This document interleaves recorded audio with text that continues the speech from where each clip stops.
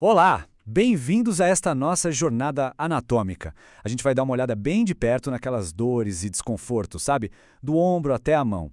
A ideia aqui é a gente desvendar o que o nosso corpo está tentando dizer com cada estalo, cada pontada. Pois é, né? Quem nunca se fez essa pergunta? São aqueles sinais que o corpo manda e hoje a gente vai aprender a decifrar esses códigos, começando por entender a engenharia fantástica que são os nossos braços.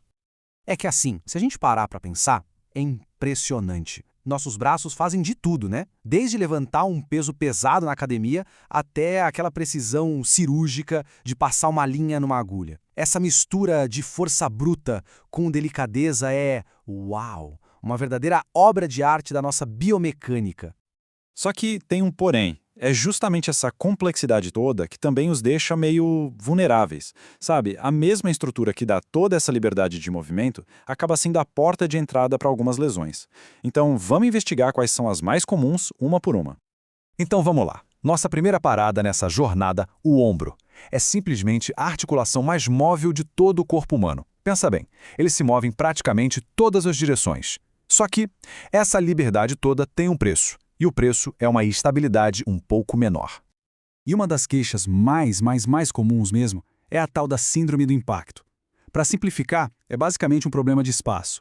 Imagina que os tendões do manguito rotador ficam sendo espremidos, sabe? Eles ficam raspando no osso que fica logo acima deles, o acrômio. E esse atrito constante acaba causando inflamação, desgaste e, claro, muita dor. E os sintomas são bem fáceis de identificar. Aquela dor na frente ou do lado do ombro, a dor que piora quando a gente tenta pegar alguma coisa lá no alto da prateleira, e a dor à noite. Nossa, essa é clássica. Deitar sobre o ombro machucado se torna um pesadelo. Fora a fraqueza e aquela sensação de que está tudo rangendo por dentro. O problema é que a coisa não para por aí. Geralmente ela vai evoluindo. Começa no estágio 1, com uma inflamação que ainda é reversível, sabe? Se não cuidar, ela avança para o estágio 2, onde o tecido já fica mais grosso, fibrótico e a dor se torna constante. E o pior vem no estágio 3, que é quando o tendão pode até romper de vez. Aí a coisa complica e a função do ombro fica bem comprometida. E olha só esse número, mais de 40 anos. Ele é super importante. Por quê? Porque o risco de uma ruptura do manguito rotador, que é o estágio final e mais grave dessa síndrome do impacto, aumenta e muito depois dos 40. É um lembrete, né, de que o desgaste natural do corpo tem um peso enorme nisso tudo.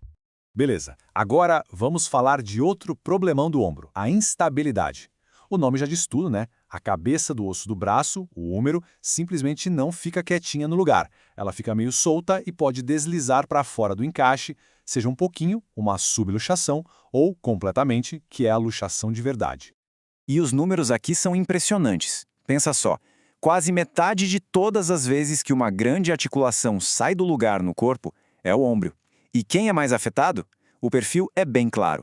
Homens jovens, ali na faixa dos 20 e 29 anos, geralmente por causa de quedas em esportes. Sabe aquela partida de futebol ou basquete do fim de semana? Pois é. Certo, agora vamos descer um pouco o braço. Chegamos no cotovelo. E aqui a conversa muda. A gente sai da instabilidade do ombro e entra no mundo da sobrecarga. O cotovelo é uma articulação que sofre muito com movimento repetitivo. E a lesão mais famosa do cotovelo, com certeza, é a epicondilite lateral, mais conhecida como cotovelo de tenista. Mas que o nome não engane. Não acontece só com tenista, não. Na verdade, é um desgaste causado por excesso de uso dos tendões que fazem a gente esticar o punho e os dedos. O mais legal dessa tabela é que ela deixa tudo muito claro. A gente tem o cotovelo de tenista de um lado e o cotovelo de golfista do outro. É bem simples. A dor do tenista é do lado de fora do cotovelo, a do golfista do lado de dentro. Uma afeta os músculos que esticam o punho, a outra os que dobram. É como se fosse um espelho uma da outra, sabe? Continuando a nossa descida, a gente chega na parte final, nas estruturas mais delicadas, mas que mais trabalham, os punhos e as mãos. Pensa na precisão que a gente precisa para digitar, para usar uma ferramenta. Pois é, todo esse trabalho pode acabar criando pontos de atrito bem dolorosos. E aqui a gente encontra um problema com um nome complicado, tenossinovite de De Quervain. Basicamente é uma inflamação que dá uma dor chata bem na base do polegar e no punho. Ela afeta justamente os tendões que a gente usa para afastar o polegar dos outros dedos. E a causa é puramente mecânica: atrito. É como diz aí, os tendões ficam deslizando para lá e para cá dentro de um túnelzinho. E esse esfrega-esfrega constante irrita, inflama, causa inchaço e dor. De repente, uma coisa simples como segurar uma xícara de café vira um desafio. Bom, até agora a gente já viu de tudo um pouco, né? Problema de instabilidade lá no ombro, sobrecarga no cotovelo, atrito no punho. Mas o mais curioso é que, apesar de serem coisas diferentes, o caminho para se recuperar é surpreendentemente parecido para todas elas. A abordagem é bem unificada. E aqui vem a ótima notícia. A grande maioria desses problemas é tratada sem precisar de cirurgia. Isso é fantástico! Nosso corpo tem uma capacidade incrível de se curar, desde que a gente dê a ele as condições certas. E esse número aqui, menos de 10%, é a prova disso. Pega o caso do cotovelo de tenista ou de golfista. Menos de 10% das pessoas vão precisar de uma cirurgia. Isso quer dizer que mais de 90% ficam bem só com tratamento conservador. É uma eficácia altíssima. E o tratamento segue uma lógica bem clara, em fases. Primeiro, a fase 1. O foco total é controlar a dor e a inflamação. Descanso, gelo, esse tipo de coisa. Depois, na fase 2, a gente começa a trabalhar para ganhar movimento de novo, com alongamentos e exercícios de mobilidade. Aí vem a fase 3, que é crucial, fortalecer tudo para que o problema não volte mais. A cirurgia, essa é sempre a última carta na manga, só se tudo isso aqui falhar. E para a gente fechar, fica essa reflexão.